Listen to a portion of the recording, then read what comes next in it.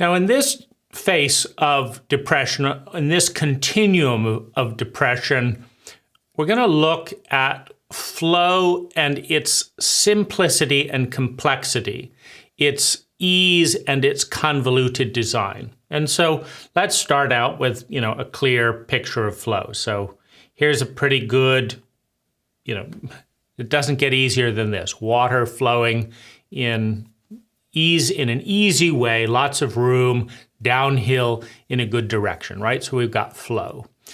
But let's say you're not going to be depressed in this state. You're going to be energized. It's going to be free flowing. There's going to be a lot of oxygen in the water. And it's going to feel great. I mean, everyone feels great around a waterfall. It's the ultimate expression of flow. And it's, quite cathartic. It's very healing to spend time at these beautiful waterfalls. So that's kind of the optimal point on this continuum.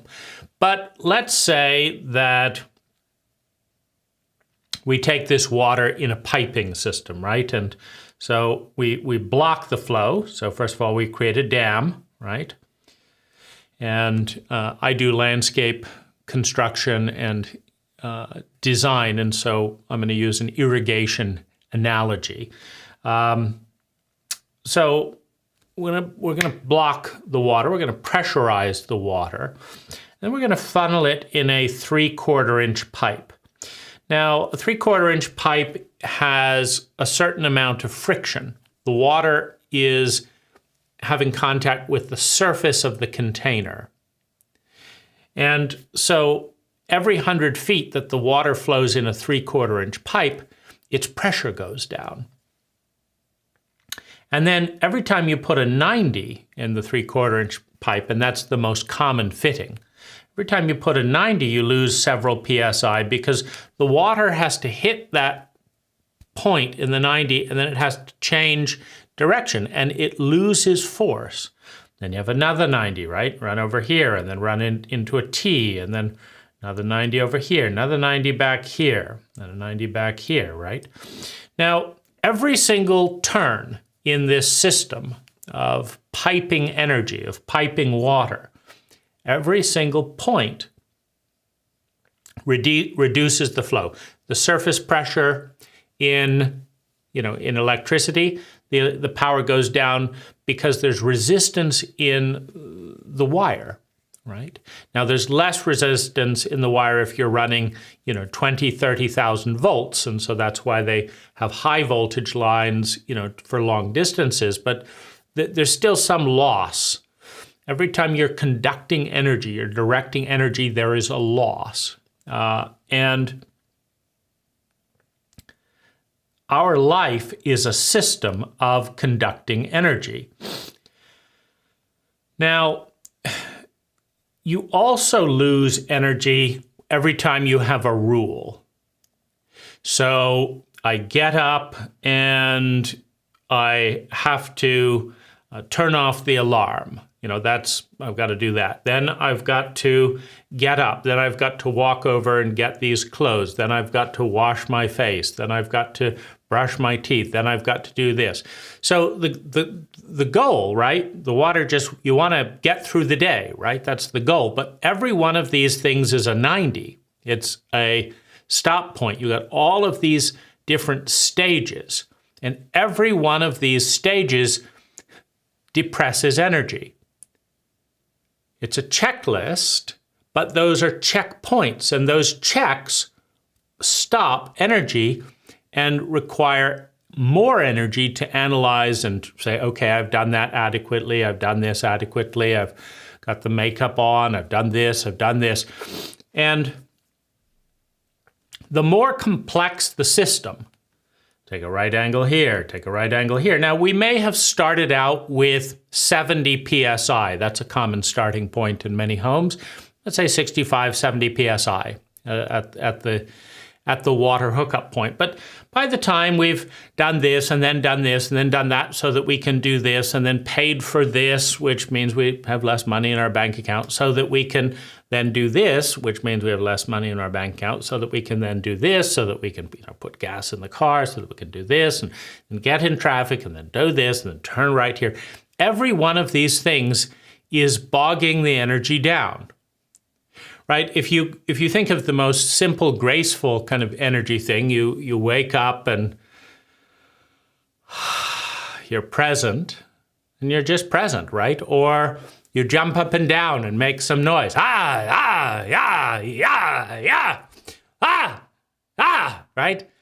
There's no flow. There's no order in that, right? Because it's order and blocks that create the down energy of the depression. Like, that energized me, because what I was doing was I was breaking free of the structure of language, where a thought has to be framed and then funneled through this and then funneled through that and combined in this way and then turned into a sound and spoken in this way and this.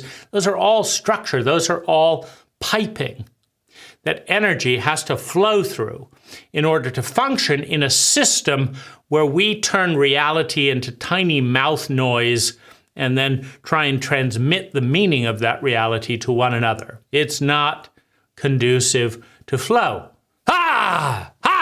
That's flow, right? And so that's the point that's giving me energy in this interaction. All of this stuff, the thoughts, the cross-referencing, the draw, that's all blocking flow. That's slowing it down, slowing it down, slowing it down to the point where if I get too anal about it, I'm going to be exhausted at the end of this video. I'm going to be exhausted because I had to do this perfectly and I had to do this perfectly. Now, it's worth noting that in order to be this prolific, meaning I have more than 1,000 videos on YouTube, in order to be this prolific, the key thing that I had to look at in this kind of dynamic here is flow. Right? Because here's how it works, right? This is a relatively low friction setup, right? So how it works is I'm in the next room and I get an idea. Right now my theme is depression, and so, let's talk about that in depression. So get the idea. I walk 30 feet into this room. The door is open. That's one less block. The hat, which, see, I don't like fussing with my hair. If I have to fuss with my hair, that's a block. So most of the time I grab the hat here, just so I don't have to think about hair, because that stops flow. And, you can see I've got a little damp cuff here from doing dishes, but I do have 3 or 4 turtlenecks hanging on the door to this room, so that if I do look and say, they're kind of a little distracting to have food spilled over their turtleneck or whatever, I like eating on the couch. And so it's a great place to spill food, because I'm at this kind of an angle. And so, it's not good for non-distracting videos. So I have a if necessary, 3 or 4 turtlenecks waiting to just grab on. And I only have turtlenecks. That's the only shirt I have. So that takes away all thought, right? So I don't have to think about that, right? And then the lights are all set up. And I'll show you. I have one button to press, and it's right at the right point, right? So I walk into the room and I press this button. And the TV back here turns on, and 5 lights turn on, and the microphone turns on, and the camera turns on, and the screen here turns on, and the switcher, right, if I want to have multiple cameras, that all turns on with one button, right? So we've got easy flow, bing, right? And then I have to come over to here and I have to press one other button. That's the Surface, right? There's a Microsoft Surface. So, and then I have to pick my backdrop, backdrop. Those are slow points, right? And one of the more irritating things is sometimes the switcher malfunctions and the image flickers, right? But it's pretty easy, right? Walk in, one button, two buttons, grab a hat, and the pen is right here, and the stool is at the right level, right? So that's flow, right? So no editing, no redos, just get the idea out and that's it, right? So that's flow. And that's necessary in order for a project like this not to exhaust me. Because, you know, there's two forms of exhaustion that can happen, or frustration that can happen. One is I have all these ideas and I never get around to them because it's too much work.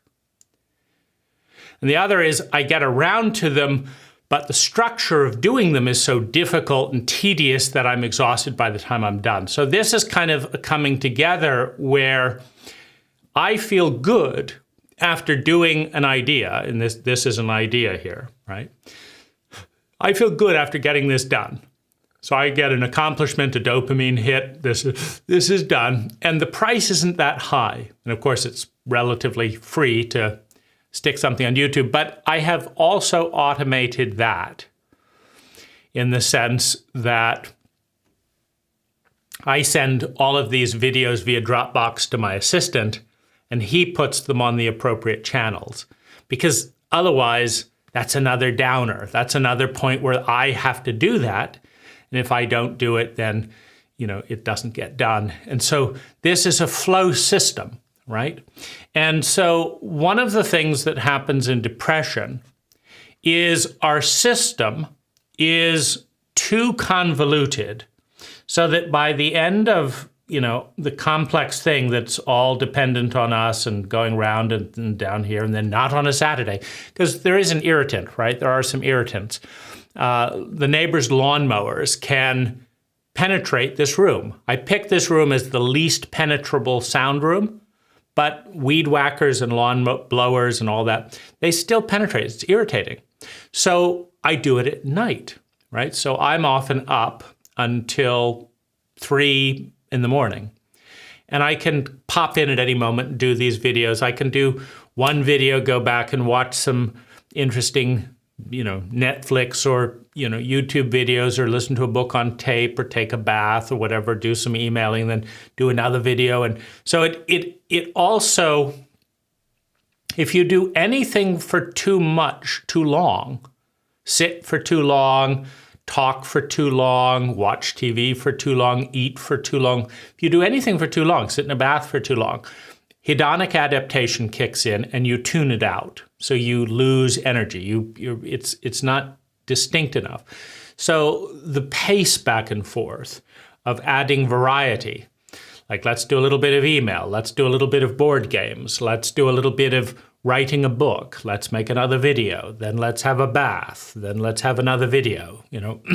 And in that way, there's enough variety to create vitality and attention, but it's an easy system, right? It's an easy system. I don't have to negotiate with housemates because I've set it up that way, right? So I can just...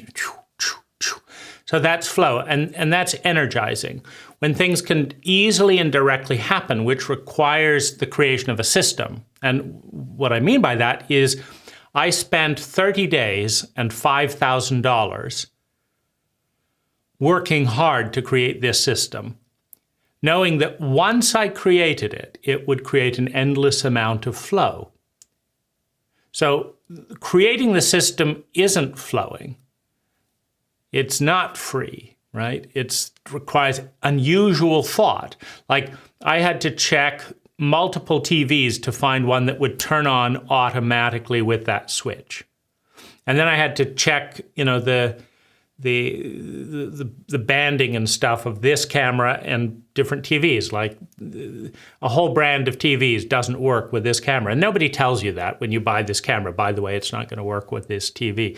So there's all this working out of all these things. And but once that's all worked out, and this is the system, Now the system creates flow, right? And this is also a principle in landscape design, and it's what I design for. I design for flow. I put the pathways where people are going to want to walk. I put the benches where people are going to want to sit. I design the shapes in curves that are easy to mow and easy to use, right? So it's all about flow, so that the person shouldn't be thinking at all about the landscape. They should be living their life and feeling great in it because it's easy, because it flows. That's good design, right? And so every aspect of design. So what I'm getting at is you may be depressed because you're working for someone who has a bad design, right? They don't understand flow. And so they've got you doing this and doing this and doing this, and it's not jiving with your energy flow, and it's not doing this, and it's not doing this, right? So the timing may be off, right? Some people do very well with a 30-minute nap, for example, in the afternoon. And if you don't get that, you're pushing through that down energy, so you're fighting that flow that would give you more energy on the other side. So there's all kinds of design elements. So you want to simplify it as simple as possible. Now, this extends in many areas. So we talked about the studio here, but it's system in a variety of areas. Like one way to create flow around a house is to have a house manager. Now, what's a house manager? Well, you write down every chore that needs to get done in the house. And these are the chores that need to get done daily. These are the chores that need to get done weekly. And these are the chores that need to get done monthly. And these are the chores that need to get done yearly. These are all of the chores. Laundry, filling up the filtered water, watering the house plants, getting the mail, dusting this, whitewashing the windows, recycling this, taking the garbage out, then putting it back in. So if someone will come 5 or 6 days a week for 1 to 2 hours a day, at a particular point in the cycle that isn't of the life cycle that is not disturbing, if someone will come at the right point in the day for that, then there's a tremendous amount of flow, meaning suddenly you don't have to do anything. There's always beautiful fresh flowers. There's always socks. There's always the 3 turtlenecks hanging. There's always this. So that's another way to create flow. And what flow does is you systematize some areas of your life is they feel effortless, which means that you can start putting effort into things like original ideas. Because if you haven't put the Epsom salt next to the bath in preparation for the Epsom salt bath, beeswax candles that have such a nice smell next to the bath, they're not ready, right? So I gotta go to Amazon. I forgot to order the beeswax candles and this. Now we've got to unpack it and put the box. Now I have to take the box out. All these things like I just want it to flow, right? I just want certain things to flow. I don't want to deal with all of that, right? So life. There's a point where it's boring because you've got nothing to do, and then there's a point where it's tedious and overwhelming and bogged down, right? So you need to find your point in that. So, or you will be depressed, or you will have despondency, or you will be drained. I just can't think anymore. There's too many things to think about. I'm depressed. I don't want to think, right? I've just been watching TV for 3 hours. I'm numb, right? There's just endless amounts of stuff, but I'm not responding to it, right? And so the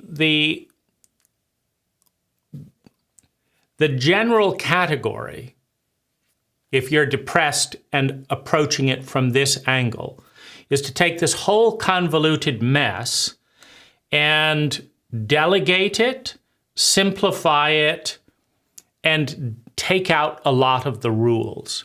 Because a lot of the rules are cult or cultural rules. You've got to say hello when you see this. You've got to do this. You've got to pick up the poo when the dog does this. Then you've got to do this. Then you've got to you want to go outside and feel the fresh air, but first you've got to put on your clothes and do this and do that. And then you can't have your shirt hanging out, or they might think there's all these rules. And one thing depression is saying is you've been bogged down by rules, by laws, by minutia, by anxieties, right? Because if you're terrified of what other people will think about you, for example, then, what if they think this and I do this, and what if I think that? So that's creating these endless rules. You've got to look perfect all of the time, because then somebody might think something about you. And so and at some point, this is depressing. It's too much to carry, and you just got to let it all go. Right? And then there's all the meanings. That's another thing that ties up in his brain. That means that, and if they did that, they must have meant that, and if they did that, that means that. And if that person, it's like, no, it's a cup of coffee. It doesn't mean anything.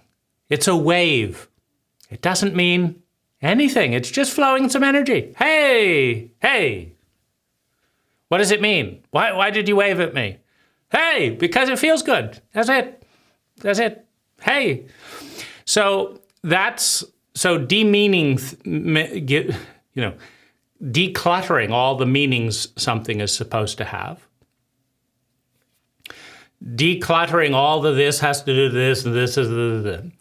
Systematizing enough areas, delegating, and just not taking it on. No, I'm not taking that on. I'm not going to agree to do that before I do that so that I can do that. I don't want it. Let's simplify that, right? Why don't we get someone else to do that? Or, I'm going to say goodbye to that, right? I'm not taking that on as to my to-do list, right? I'm going to let go of all these things in my to-do. I'm not going to mow my lawn anymore, right? So let's just see what happens. Let's throw some wildflowers, see what happens. Enjoy the neighbor's puzzlement, right? We're not going to mow the lawn anymore, right? Now, you have to do this in a way that doesn't create more hurdles. Like if you're in an HOA, you're going to get a letter. Why aren't you mowing your lawn according to the HOA? But, that's a depressing scenario, right? Many HOAs are quite depressing, right? So they're bogging you down. So this is kind of liberation. Now, here's a little hack around this, that can wake you out of the daze. Go shopping in your pajamas. And here's why, right? So you wake up and you need some milk or whatever. And of course, oh gosh, I've got to do this. But of course, before you go shopping, you have to change clothes, right? And then we have to pick which to wear. It's so tedious, right? Go shopping in your pajamas. Now, here's the thing. It's not illegal. No one has ever been hurt in the history of humanity by pajamas. Nobody. They're innocent, right? They're fine, right? So go shopping in your pajamas. I'm not talking about negligees, by the way. I'm silk pajamas, whatever, a robe. Go shopping in your robe. So don't break indecency laws in terms of nudity, but just whatever is comfortable, go shopping in that, in your slippers, right? What's going on here? Well, first of all, it's easy. Secondly, it's a message. We're not going to be bound by endless amounts of laws. Now, thirdly, I've done this a number of times. That's why I'm recommending it. Thirdly, people are going to wake up. Now, what are they waking up to? They're waking up to the fact that we're all binding ourselves by thousands of hidden laws that nobody specifically communicates the reason for. Like, why isn't everyone shopping for breakfast food in their pajamas? Everyone, why aren't they doing it? I mean, there's no good reason, right? It's playful, it's fun. So you're reminding people that they actually are free people, because most of us don't get it, or we wouldn't be depressed, right? Depression is not the attitude of a free person. Depression is the attitude of someone who's got to do 10,000 things they can't do and won't want to do, and and they're going to be exhausted doing. That's depression.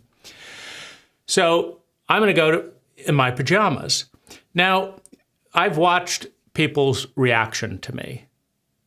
Some people have said, hey, are those pajamas? And I say, yep. And they love it, right? Other people look at me and they wake up a little bit, or they smile, right? So in other words, energy is being brought into the store by me being in my pajamas.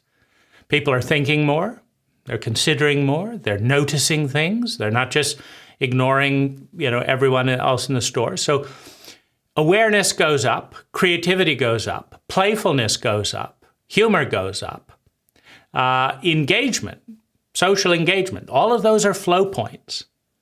And I'm curious what's going to happen, but I'm also telling myself, you know what? There's probably 1,000 other things that I could do if I felt like it, that wouldn't hurt anyone, would have a similarly freeing effect, and that I'm not doing simply because I'm so lost in my maze of rules and systems that it never even occurs to me that I lost myself there. I signed up, right? Everyone else doesn't go shopping in their pajamas, so I can't do it, right? So this also breaks through creative, barriers. And this is, by the way, one of the things that makes psilocybin, which is the compound within magic mushrooms, so good for depression. Because most of the time, we are operating by what's called our default mode network. And we've developed a system largely by copying other people, regardless of how intelligent they are, just the norm, which is generally a low level of intelligence. What everyone is doing, the norm, is usually quite low in intelligence. It's average, right, which is quite low. And so you have to let go of the norm before you can be creative, before you can think, right? And most of us never occurs to us because normal people don't ever think about not being normal. Because normal people try to be normal. They don't try to be unique or inventive or creative. They try to be normal. That's what normal people do. That's all they do. I'm a normal person trying to be normal because it's normal. That's as much thought as goes into it, right? It's a very low level of intelligence. And so if you're thinking, is that normal? That's the only question that normal people ask. Is that normal? Oh, that's normal here. Okay, then I'll do it. That's it. I mean, and you could say that it's efficient to be so thoughtless, but it's also boring and ultimately often depressing, right? And so you're trying to break free of that. Well, going shopping in your pajamas is a break through that. So I went to Toastmasters in my pajamas one time, and I've been shopping in my pajamas a few times. Every single time it's raised the energy of the store, and I've felt lighter and happier, right? It's free. It's absolutely free, and it saves time and it saves energy. So many benefits for no cost whatsoever, right? So, but this gets you thinking. It reminds you, I could actually meet a stranger, or, heaven forbid, 99% of the population are strangers, right? I could do this, I could do that, I could do this, could do that, could do this, right? I remember the freedom that I felt when I tried open relationship for a year. It's all about breaking out of the norm, right? So what was happening was I love deep, long conversations. And my ideal is to spend 3 or 4 hours every day in spacious, spontaneous time, talking about this, exploring this, noticing this, playing with this, doing this, etc. And all these American women were too busy, they would tell me. Oh, I can't do that. I've got my woman's evening here. I've got my this here. I've got tennis on Tuesday nights. And it's like, well, what's left after all that? 11 hours. 11 hours is the average amount of time these women were saying that they had. And it wasn't spontaneous and open-ended. It's like, oh, I have to get to bed because then I've got to do this. And the whole thing was nuts, right? All I wanted was spontaneous quality time with an intelligent person. I didn't care how old she was. I didn't care how big her breasts were. I didn't care the body type. And I wanted intelligent sensitivity, thoughtfulness, communication, spontaneous and abundant time. That's it, right? It's impossible to find in America. It's nuts. And, you know, one person after another who wanted to date me said, you know, but I can see you Tuesdays and Thursdays. And this went on, and I got tired. There was like 20 of them wanting to date me Tuesdays and Thursdays and whatever. And it's not, you know, and so I just said, look, we either don't relate, or I'll see you Tuesdays and Thursdays, but I'll be seeing somebody else Wednesdays and Fridays, and somebody else, you know, Saturdays and Sundays. And if you don't like that, either stop dating me or free up your time, one or the other, right? And they all voted to have an open relationship rather than make an adequate amount of time. You know, I say adequate amount of time because I was aware that, you know, none of the three women who on average I was dating at the same week, right? None of them actually saw me clearly. They didn't ask the questions. They didn't listen to the answers. So they had their kind of fuzzy projections of me, but there's all kinds of things they had no idea about, and they had no idea that they had no idea about because they were just doing their normal thing, right? So I think that's nuts, right? You know, have an intimate relationship with someone you don't even know very well, right? It's bizarre, but that was what they wanted, right? They didn't want to actually make lots of time and ask the questions and give the answers to actually see and be seen at a deep level. And so I went along with it. So I had, you know, up to 7 lovers at a time, you know, for a year. But it created enormous amounts of flow, right? Because suddenly I wasn't nagging this person who wanted to be watching, you know, cartoons when I wanted to talk with them, and then this person who wanted to be reading their book club when I wanted to talk with them, and this. So it was all this flow. It's like, you go off and do that, and you go off and do that, and you go off and do that, right? And there's not going to be any lies. This is the way it's going to be, right? Now, you know, that's an example of stepping out of the system. That's, you know, I'm supposed to have to wait for you to want to have sex, but you don't want to have sex. But this person over here wants to have sex. They're desperate for sex right now, right? They're desperate. And you don't want to have sex, right? That's nuts. Okay, fine, I'll have sex with this person, right? Problem solved, right? Problem solved, right? But no, we can't do it. Why? I'll be jealous. What of? You don't even want to have sex? If you want to have sex, we'll have it right now. I mean, done. You want to have sex? Do it, right? But don't